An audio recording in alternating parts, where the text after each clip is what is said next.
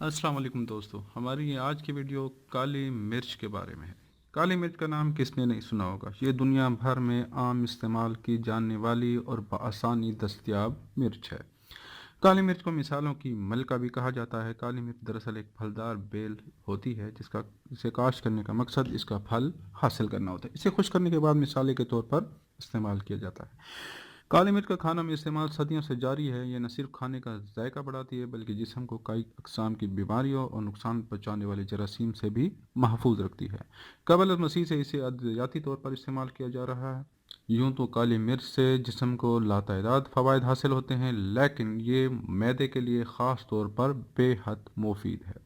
کالی مرچ معدے کو تحریک دے کر ہائیڈروکلورک نامی ایسڈ میں اضافے کا باعث بنتی ہے، اور یہ ایسڈ پروٹین اور دیگر غذاؤں کو ہضم کرنے کے لیے نہایت ضروری ہے۔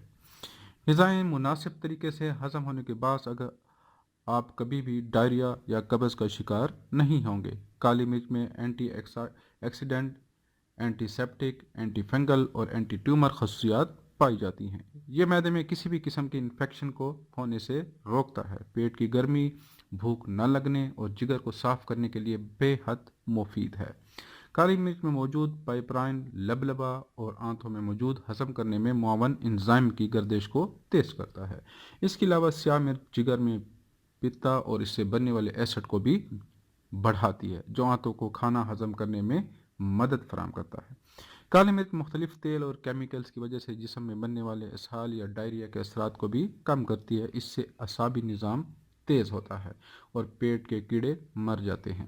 کالی مرچ کھانے سے جسم میں پسینہ بنتا ہے، جس سے جسم کا درجہ حرارت کم ہو جاتا ہے۔ کالی مرچ کو معدے کے مختلف مسائل حل کرنے کے استعمال کے چند آسان طریقے ہم اس ویڈیو میں آپ کو بتانے لگے ہیں۔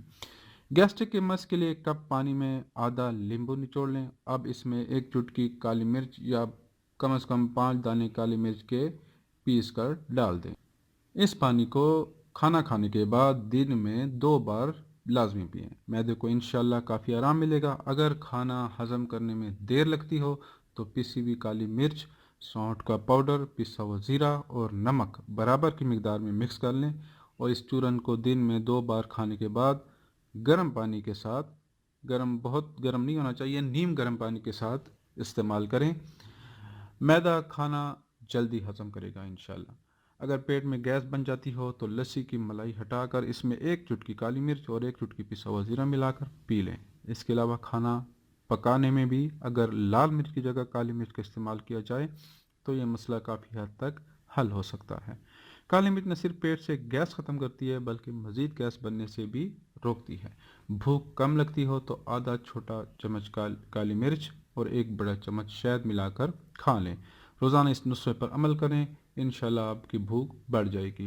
بھوک بڑھانے کے لیے کھانے میں کالی مرچ کا استعمال بہت مفید ہے۔ پیٹ میں کیڑے ہو جانا ایک عام اصطلاح ہے جسے معدے کی بیماریوں میں ایک بیماری تصور کیا جاتا ہے۔ اکثر بچوں کو یہ تکلیف ہو جاتی ہے۔ یہ بڑی آنت میں ہونے والا ایک ایسا انفیکشن ہوتا ہے جس سے کھانا صحیح طور پر ہضم نہیں ہو پاتا، جس کے باعث پیٹ میں درد ہونے لگتا ہے، اور یہ درد رات کے وقت زیادہ بڑھ جاتا ہے۔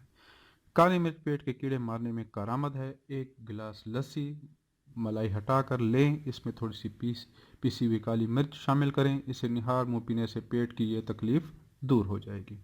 فوڈ پوائزننگ یا الٹی کی شکایت ہو تو چٹکی بھر پیسی کالی مرچ ایک چھوٹی چمچ مکھن میں ملا کر رکھ لیں۔ اس کی تھوڑی تھوڑی مقدار وقفے وقفے سے استعمال کریں۔ یہ نسخہ سال یا ڈائرے کے مرض میں بھی فائدہ دیتا ہے۔ کالی مرچ قبض کے مریضوں کے لیے بھی بہت فائدہ مند ہے۔ قبض سے نجات حاصل کرنے کے لیے کھانوں میں کالی مرچ کا استعمال لازمی بڑھائیں۔ تو ناظرین، یہ تھی ہماری آج کی ویڈیو۔ امید ہے آپ کو یہ ویڈیو پسند آئی ہوگی۔ ملتے ہیں اگلے ویڈیو میں۔ اللہ حافظ۔